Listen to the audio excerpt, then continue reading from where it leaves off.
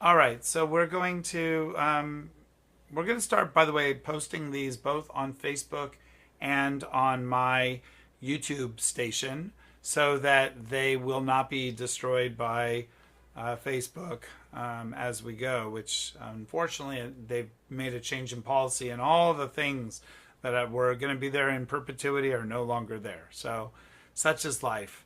It's kind of like vanity of vanities, all is just vanity. All All is just nothing. mist. Everything is ephemeral. Everything is utter Yeah. futility. So the previous So, classes, where can I find them? what's that? The previous classes, where can I find them? On our Bakersfield web Facebook page. Okay.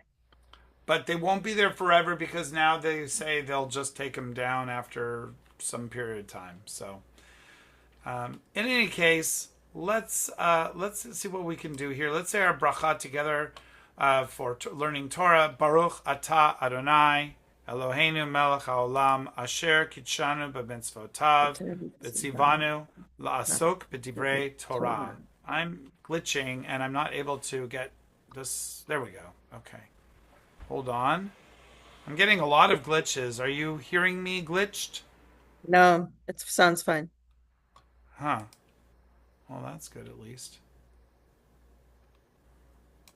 Hang on. Are you folks there? Yep. Sometimes.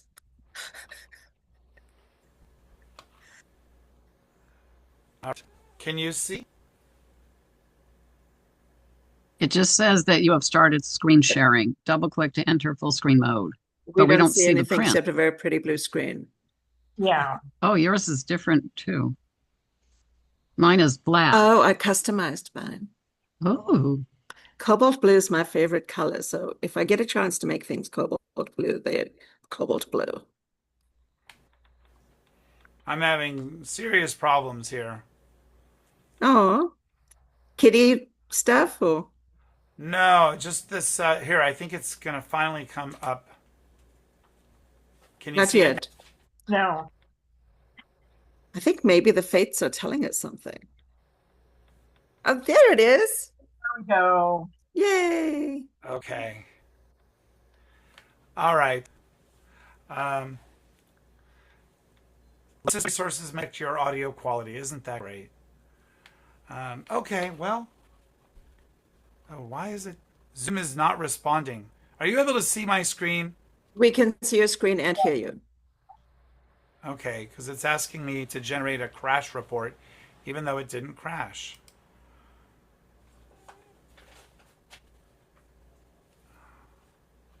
Real technological challenges this time, and I'm sorry for that.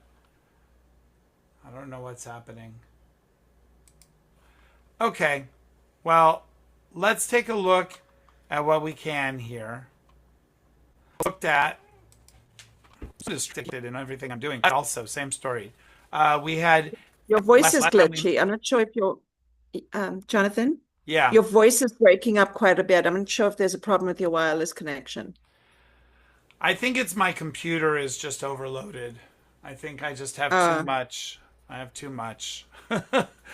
um, So anyway, Ein Ketz Lechol Ha'am, unnumbered are the multitudes of all who preceded them.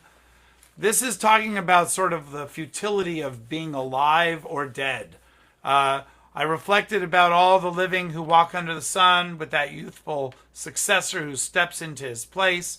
And then verse 16, unnumbered are the multitudes of all those who preceded them, and later generations will not acclaim him either, for that too is rayon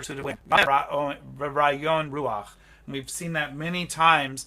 This idea that basically everything is pointless because That's nothing the is whole permanent. that's the whole thing. Yes, You know, I find Ecclesiastes, I find it fascinating. And it's yes, actually what I feel like right now. And we keep repeating the same patterns. uh huh, yeah. It's not easy. bad. Whose fault is that? I mean, we get to create the world, right? Yes. Who wrote this, the book? Well, in the very beginning, it's ascribed to a son of King David, usually interpreted by the rabbis as Solomon. Yeah, that's what I was thinking. But the historical veracity of that is questionable at best and highly unlikely. So we don't really know a lot about it. It does seem to be tied to some of the wisdom literature along the lines of the books, Proverbs, as well as Ben Sira, which is not a part of our Bible, in this spirit of, sort of philosophical statements about the meaning of life. So they call that wisdom literature. Okay, be not overeager to go to the house of God. More acceptable is obedience than the offering of fools, for they know nothing but to do wrong. And that's how we left off. Okay.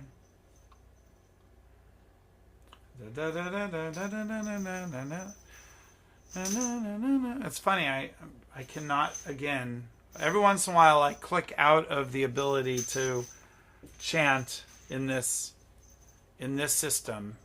Right now it's in my head, it's Lamentations trope. So that's unfortunate. Okay. So we'll just read instead. Oh, I just got it. Al tevahel al picha velibcha al yimaher lotzi davar livnei ha'elohim ki ha'elohim bashamayim ata ve'ata al haaretz al ken yudvarecha mitatim. So keep your mouth from being rash. That's how they translate this. Prevent your mouth from I guess, how do they translate Tivahel? I don't think being rash is the right meaning. To be disturbed, yeah, that makes more sense. Or hastened. Don't be quick. Let your mouth not be quick, and your heart not be quick. Another way of saying it.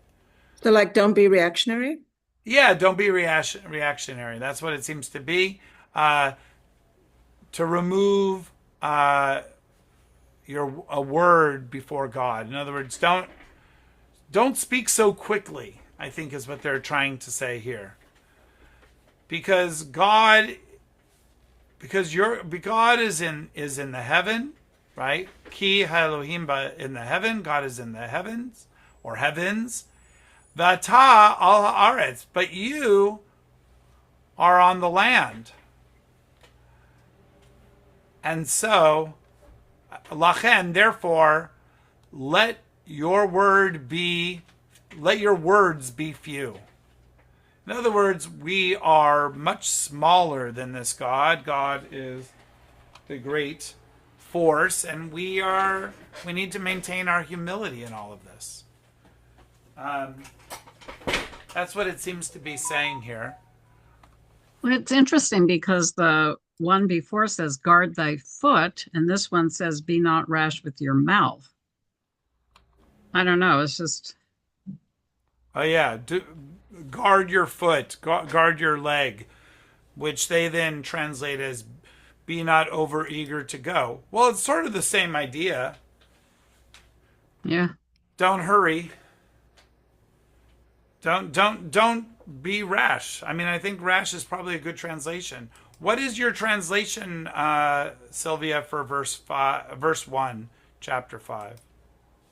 Be not rash with thy mouth, and let not thy heart be hasty to utter a word before God, for God is in heaven, and thou upon the earth. Therefore, let thy words be few. Okay. Which is interesting because the one before is saying, don't rush to the house of God. And now this is saying, don't rush to talk to God.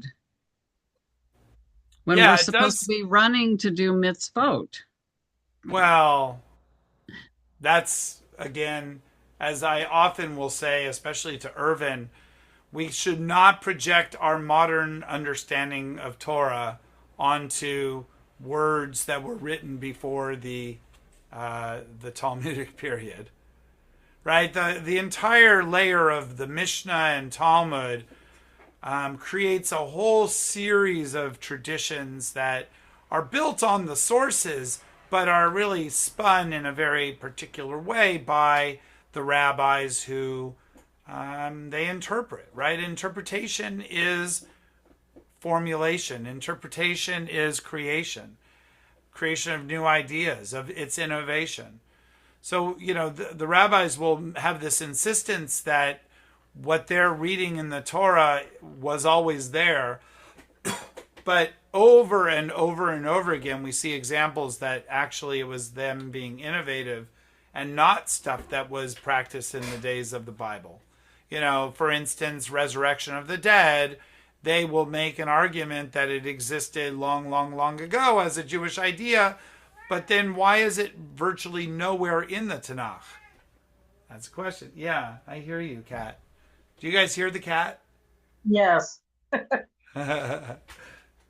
right. Well, maybe at some point I'll hold him up. I don't know. He's quite entertaining. I missed him. I'm a little bit fixated on this cat. You need to mic him. Yeah, maybe so.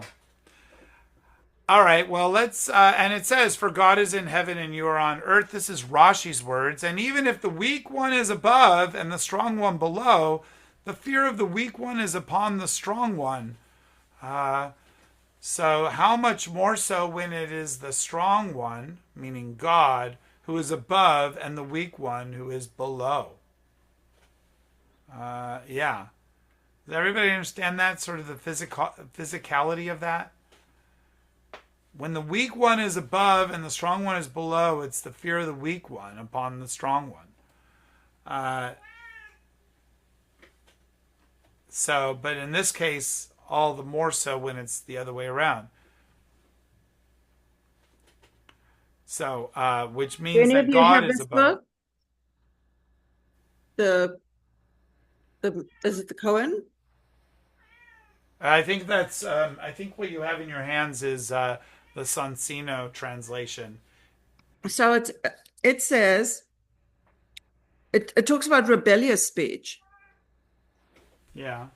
So Rashi explains the verse as a warning against rebellious speech in criticism of God, whom he permits evils, when he permits evils to happen in the world. And then Yehuda Halevi comments, a person who is convinced of the justice of the Creator and his all-embracing wisdom will pay no attention to apparent cases of injustice on earth. Huh.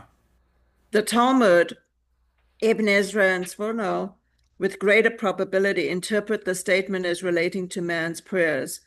A better translation is, do not make thy mouth precipitate with the utterance of supplications. And then they're going to talk about, let not thy heart be hasty, and the peace about God being in heaven. Uh-huh. Well, okay. Does it look like this? Your copy? Yes. Yeah, okay. Yeah, it's the Sonsino. Sonsino, which is, I think, originally British, and It a is lot the of our Sonsino. first translations were, a lot of stuff was first translated in England. A lot of the materials, and the Sonsino materials are in that category. But have you noticed how the meaning is different? Because it doesn't put the emphasis on the power dynamic between the divine and us. It puts the emphasis on wisdom and justice. Well, this is just Rashi's interpretation, but as we can see, a lot of folks come after Rashi, including Yehuda Halevi, who just looks at things from a different lens.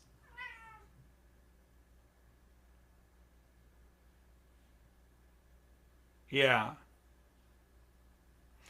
All right. Well, I think we should keep going. Ki bahachalom berov inyan v'kol kasil berov devarim. For the dream comes with great thoughtfulness, matter, something along those lines. And the voice of the fool comes with many words. So that's an interesting statement. It is true that, I mean, it's a funny word because inyan does not really mean brooding, and it doesn't really mean things. Inyan is a matter. It comes with many matters. In other words, a dream comes on because your mind is filled with ideas, and out of those ideas comes the dream. Right? And we know that. You know, how many times do we read a book and it's intense, and then we go to sleep at night, and then the book ends up in our dreams? You know, that happens to me sometimes when I'm thinking about ideas and I can't turn it off. But to go back to the line before, but the voice of the fool comes with many words. So this is, I think, a little bit of the idea of emor ma'at va'aseh harbeh, which I don't know where that comes from, but say little and do a lot. Talk is cheap. Talk is cheap. I think that's the gist of this. Yeah, it does seem that way. Mine says, for a dream cometh through a multitude of business. And that makes me think of, if you dream it, im tertsu, how it was dreamt, and then there was a multitude of business, of work, of digging rocks out of the ground and planting crops, and there we were, you know, here we are 77 years later, we have a country.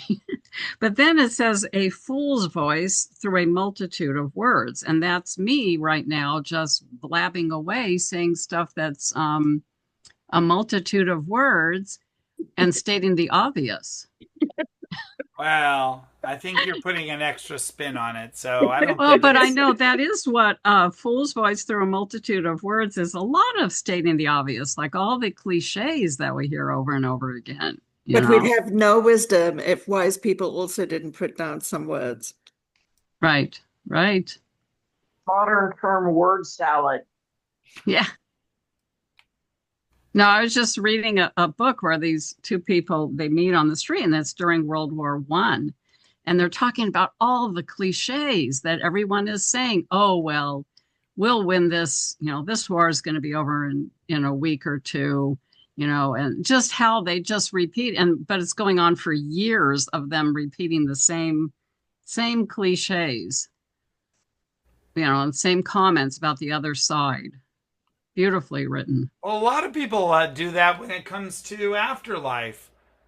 You know, people say all the time, you know, when someone dies, they'll say to them, and you know, it's not a very Jewish way to say it, that, you know, he's in a better place. It's a cliche without any real basis. Oh man, so many people told me that when Bobby died, and it's all for the best. When I wanted to scream, why? Because he has Down syndrome. It's better if he's dead. I mean, thanks a lot. Yeah. So I'm sorry, but okay, I see a hand. Did not mean to trigger you, Sylvia. I know. Deborah? Well, I think those two are connected, to be honest. I think that when people don't have reliable experience or memory to rely on, the only thing they reach for then are their cliches or their, you know, their cultural wisdom. And so they come up with these things that are really quite unbearable to listen to. Yeah. But I think they're reaching because all they have left is uncertainty. Uh-huh. Yeah. You know, I'm sorry, your hand's still up. Let me see if I can change that. I've got a bunch of Oh, windows that just popped open. you know, It's also because I'm speaking English and not Hebrew. but you know, the thing that I love about being Jewish is we have things that are not cliches. We say, may their memory be a blessing, and we mean that. And we Yes, say, may much you more be authentic. comforted among the mourners of Zion and Jerusalem. And we mean that, It's you know? authentic, right? Yeah. Although Mhm. I'm not, maybe not for everybody, but I think for the people on the Zoom, it means something. Well, and maybe we're not always authentic, but when it is, it matters to people, Right. to the hearer. Yes. Yes. And even people who spout stereotypes and cliches, they're reaching for something authentically often. I mean, I'm not going to speak for all people, but I think there's an earnest desire there to explain things or to understand things or to even reach for the loved one who's no longer present. Yeah. I had a friend who lost her 18-year-old son in a car accident a year ago. And I try to be very intentional on what I say. I don't want to say cliches. I want to comfort or just be with her, like in her space. Beautiful. And it was a year in April, and they had a gathering at the cemetery. They're Hispanic and she is Catholic, but it was really beautiful. But he was her only child. Oh, And I have two sons, and you don't love one more than the other, but her future is like gone. You know what I mean? With her son. He's not going to get married. He's not going to have kids. She's not going to see his career unfold. So, like you said, you don't want word salad. You want to say things that comfort and that aren't cliches and aren't just empty words. I mean, we have this phrase, "Amor ma'at v'aseh harbe," and I think it might be attributed to. Let me actually look it up real quick. Say little and do a lot. Either it's from this woman Bina Ravid, my 5th grade Hebrew teacher, or it's something of substance from the tradition. Let me find out. But the idea, I have a feeling that it might be from Shammai, this statement. Let's see if it exists in reality. There it is. Yeah, I envy Shammai. your knowledge. Shammai. What was that? I'm sorry. I said I envy you your knowledge that you can just pull that out of the air. Yeah, thank you. Shammai used to say, make your study of the Torah a fixed practice, aseh Toratcha keva. And then it says, Amor ma'at, speak little, vaseh harbe, and do a lot. So there seems to be an emphasis in the tradition, and this is a Shammai teaching, which is interesting, and kind of the way I pictured him is he's sort of a curmudgeon-y guy who doesn't talk a lot, but when he does say something, he says something significant. And so that seems to align very nicely with Ecclesiastes that says, just hold off on just chatter, endless chatter. Let me, I don't know why it took us to chapter 4. Let me reload. Thank you. So let's make it so that our words have substance. They're not just filling space. There's a lot of people that I think spend a lot of time filling space with words, and are not really saying that much. So, but I'm going to be positive about people. Okay. And then the commentary of Rashi seems to agree with this idea about when we go to sleep, we have all these ideas. It says, for it is usual for a dream to come because of the many thoughts upon which a person ponders and thinks during the day. And it is usual for the speech of a fool to come with excessive words, because by increasing his words, he utters foolishness from his mouth. For transgression is inevitable. Therefore I say, let your words be few. And he then cites a passage from Mishle, I think. Yeah, from Proverbs. Even a fool who is silent will be considered wise, and when he seals his lips, he will be considered understanding. So again, Proverbs is part of this wisdom literature as well. And in there you see the idea that words need to be limited.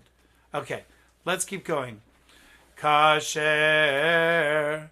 tidor neder lelohim al te'acher lishalmo ki ein chefetz baksilim et asher tidor shalem.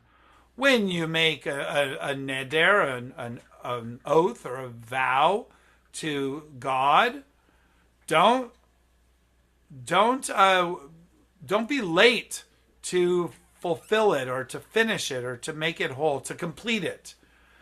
Don't tarry to complete it. When you make a promise to God, do it quickly, or don't go slowly, because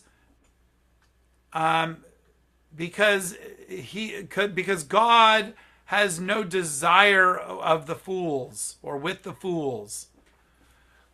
Ein chefetz bat kasilim.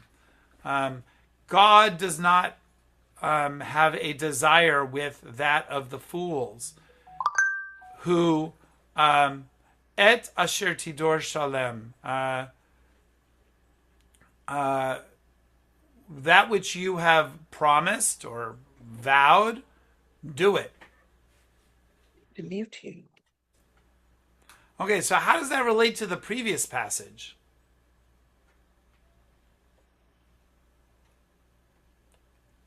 Well, before it, oh, go ahead. Also, I don't know if I'm supposed to raise my hand. I don't know how to do that, but it's the same thing. Make your words in a vow, make it stick. Don't use too many words. And when you do make an important vow with your words and promise, you need to keep it. Right. So what you're positing here is that it's another way of saying stop being chattery about ideas, especially if those ideas are, big ideas. Like, it's people who like to tell everyone else how it would be better done, but won't step up and actually do it.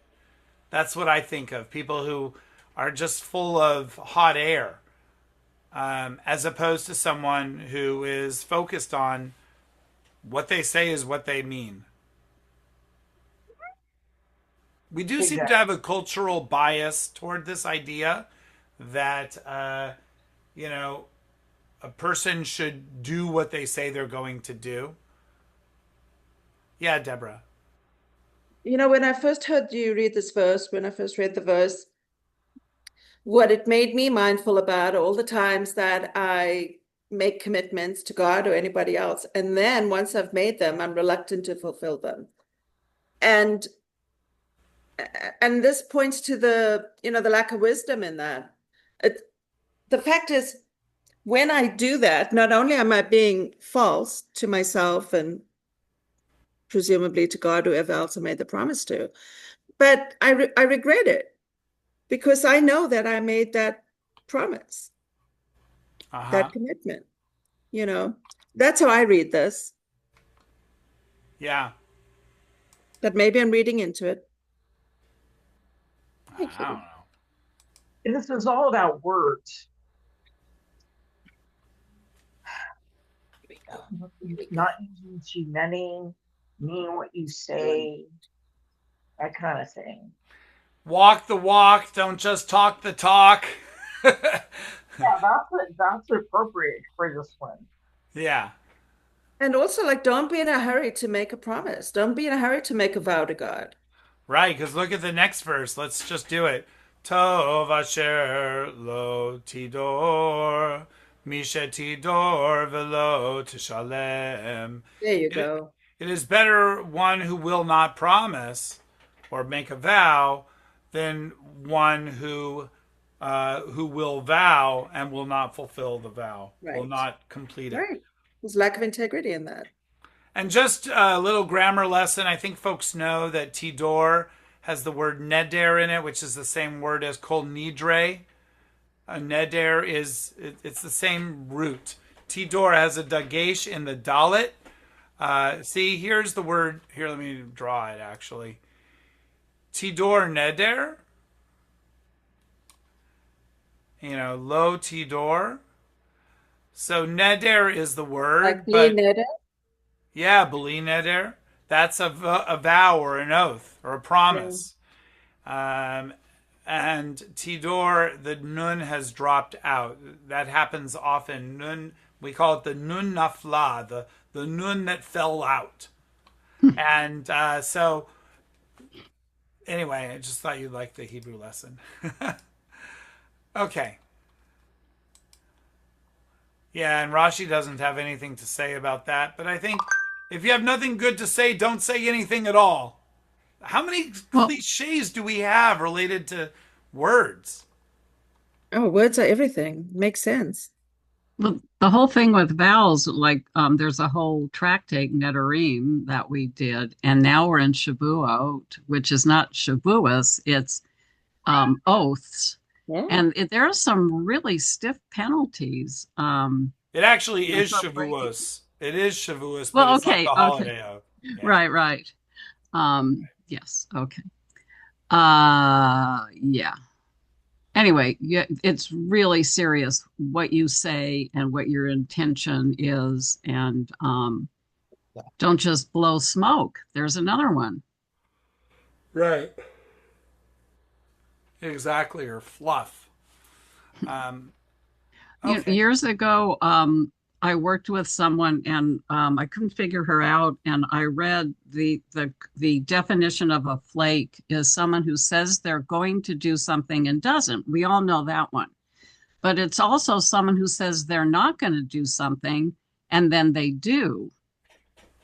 And I would end up doing double work because she would say I'm not going to do that, and so I would have to do it. And so you get to, well, what you don't trust people like that anymore. You don't trust their words. Because there's no integrity in it. Yeah. A lot of this is pointing to integrity. Mm-hmm. And also, just downright being considerate. Yeah.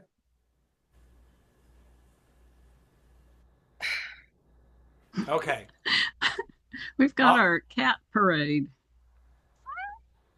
Here's my my giraffe that cleans my screen. All right, let's keep going. Al titen et picha lachati et bisarecha val tomar lifnei hamalach ki shagagahi lama yiktsov Elohim al kolecha v'chibel et maaseh yadecha.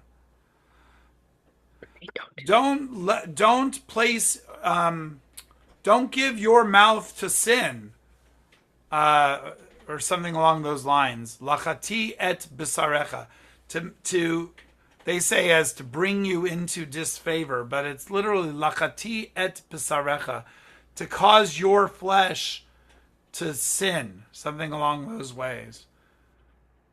Do not let your mouth cause sin, basically.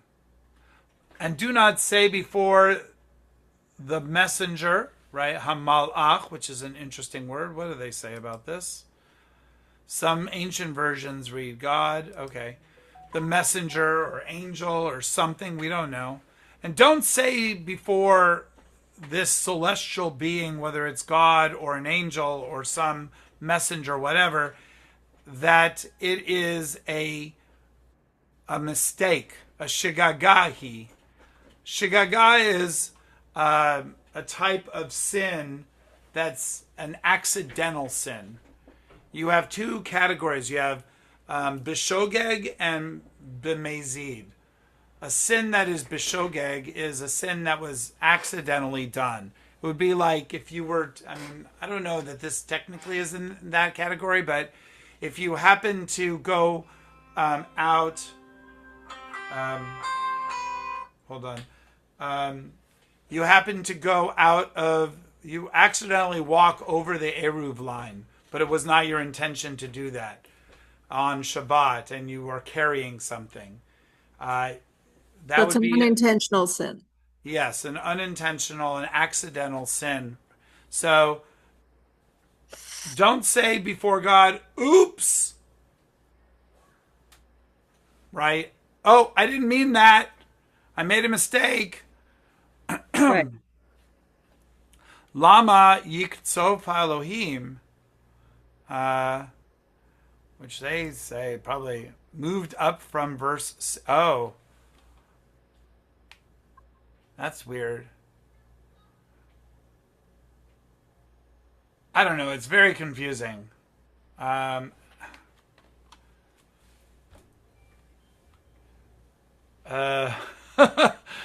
stumbling here.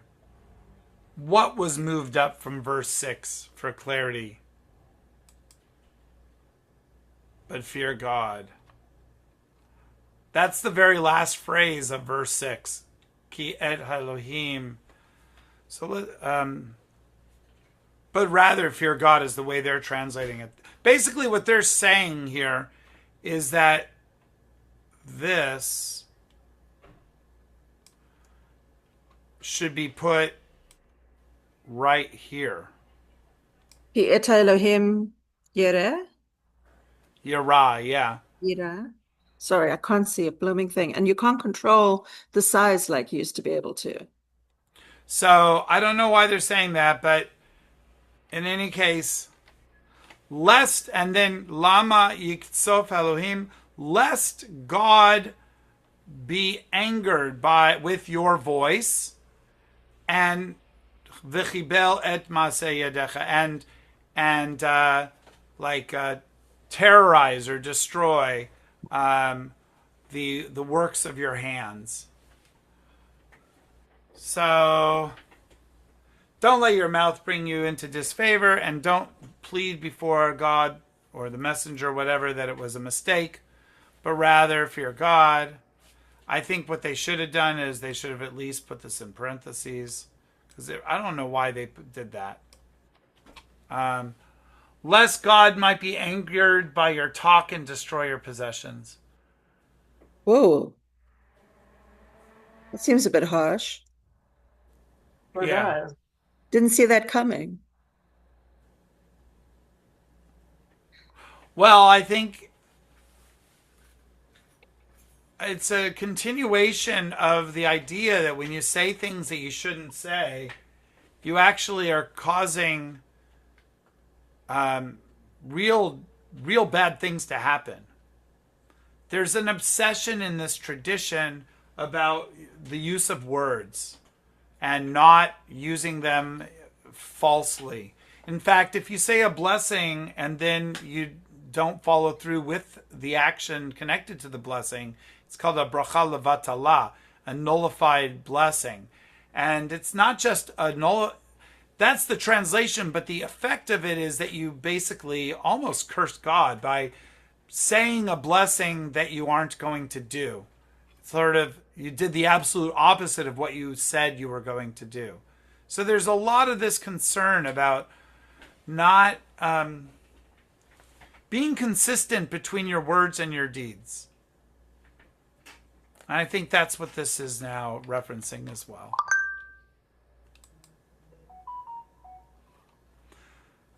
So anyway, There's a theme. Yeah. Yeah. And the Very good. consequence is you lose your possessions. Okay, so what does Rashi have to say this? That it was, if you say that it was ki shagagahi, that it was an error, I pledged it in error. I thought that I would have the ability to give. That would be an example of a false promise. you make a promise that you're going to make a donation and then you don't follow through on it. Oh, wait. That just comes to mind. Oh, I got to send Zoe $100 actually. I did say I was going to pay her for something, so I need to. This was an unintentional sin, right? It was, but Which I one better is deal that? with it right now. The I better shogar send her $100 now. on Shabbat? Well, yeah. What's worse?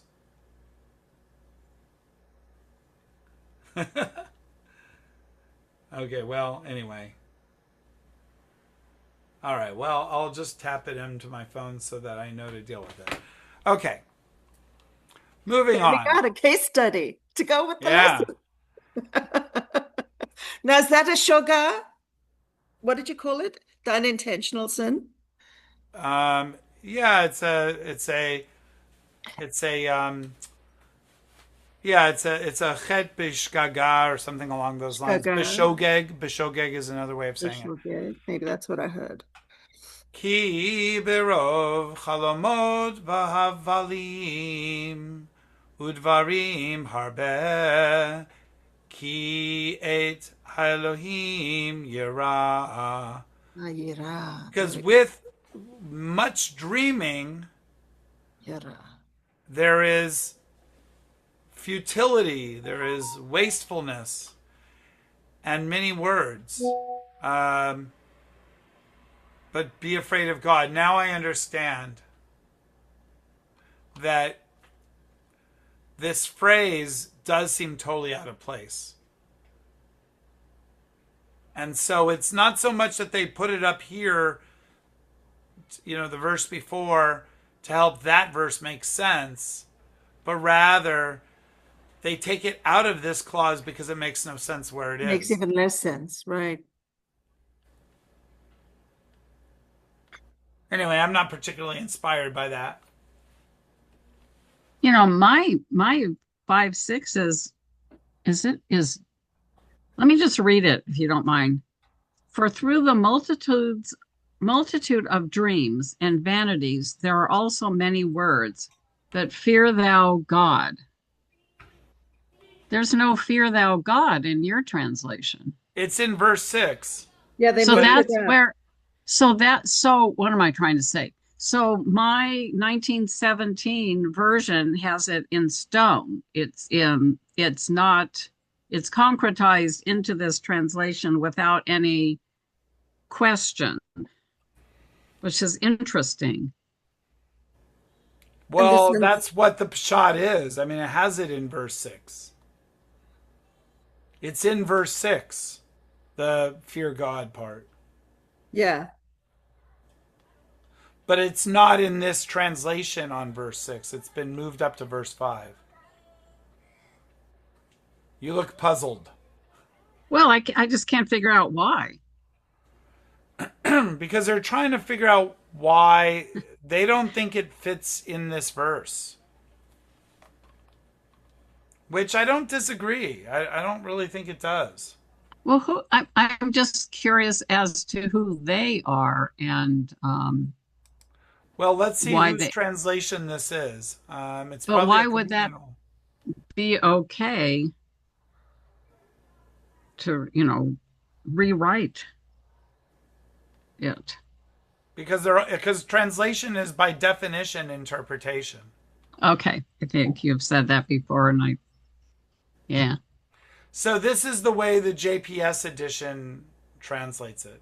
JPS 1985, the one that, all those books that say Tanakh and it says blue, right, the Holy Scriptures, right? So this one. I have that one. Yeah, so that's the translation they're using. My friend Jonathan and I always talk about how much we don't like the translation from 1985. They're trying to figure stuff out, but I think they take too many liberties. Too many, which is funny because I don't think that you shouldn't take liberty, but it needs to kind of mean something when you do. right. But are any of you, I mean, maybe I'm the only one in this position. I don't know. I'd like to know. Do you guys look at these verses longingly? Like as we read them and I think about them, I have to say it's always been an ambition of mine to be less casual with how I use words, to be more intentional and more economic in how I use them. So as we read this, I have more of a sense of longing and of it feeling out of reach. It feels less like a sin and more like something unattainable. So you're saying your longing is to be Economic way- in my speech. Yes, yeah. Oh, me too. Yeah. I'm a chatterbox, so what can I say? When, I just know when people's eyes start to glaze over and they're sticking pins in their head that maybe I should stop talking. My oldest son said recently to me, he met the mother of one of his friends, and he goes, "Oh, Ma, you would just really like her. She loves books and she's chatty." And so, Yeah. All right, folks. I think we're going to call it quits. I need to move on to the next thing at hand.